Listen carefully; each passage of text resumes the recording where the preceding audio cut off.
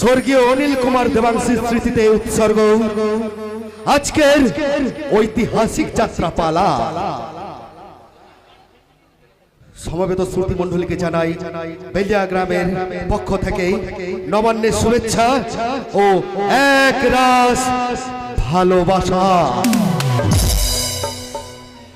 যে পূজার পুষ্পাঞ্জলি সাজাইনু সযত্ন চয়নে, সায়ান্নের শেষ আয়োজন যে পূর্ণ প্রণাম খানি, মোর অন্তরের অনির্বাণ বাণী জ্বালিয়ে রাখিয়া কেন আরতির সন্ধ্যা দীপ মুখে, সে আমার নিবেদন তোমাদের সবার সম্মুখে।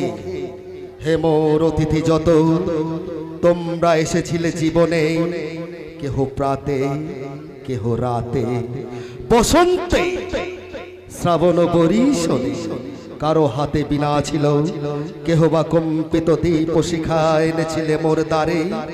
যখন গিয়েছ চলে, দেবতার পদচিহ্ন রেখে গেছ মোর গৃহতলে। আমার দেবতা নিল তোমাদের সবারে নাম, রহিল পূজায় মোর তোমাদের সবারে প্রণাম। নমস্কার।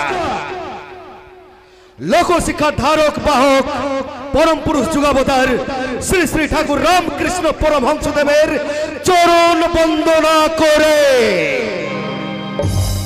কোন দেবতার আশীর্বাদ পাথেয় করে, প্রবাদ প্রতিম নাট্য ব্যক্তিত্ব গিরিশ ঘোষের চরণ যুগল স্মরণ করে, ৩৩ কোটি দেবদেবীর শ্রীচরণে অভিনত প্রণাম জানিয়ে আরম্ভ করতে চলেছি নবতম লোকনাট্য নিবেদিত এক রোমহর্ষ বেদনা বিধুর অশ্রু সজল ঐতিহাসিক যাত্রাপালা নঙ্গা তলোয়ার। রচনা বিশ্বনাথ হালদার, নির্দেশনায় বিপ্লব মন্ডল, সহ নির্দেশনায় বাপি বাগদি, পরিচালনায় বেলিয়া গ্রাম বীরভূম। মঞ্চসজ্জা সুকান্ত সর্দার, নোয়াপাড়া বীরভূম। আলোকসজ্জা, রূপসজ্জা ও আবাহ সঙ্গীত রাধা কৃষ্ণ সাজঘর, প্রযত্নে অলোক দাস, চৌহাট্টা বীরভূম। শ্রোতা মণ্ডলী, তাহলে এবার অনুমতি দিন আকাশের লক্ষ লক্ষ তারার দুগ্ধা জ্যোৎস্না ধারায় অবগাহন করতে করতে শুরু হোক কথা বলা, শুরু হোক পথ চলা। শুরু করতে চলেছি আজকের যাত্রাপালা।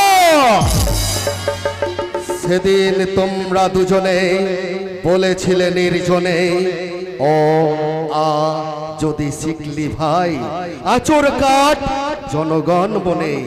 তোমাদের সেই উপদেশ করিয়া সার রচিনু কথার মালা নঙ্গা তলোয়ার, নঙ্গা তলোয়ার, নঙ্গা তলোয়ার।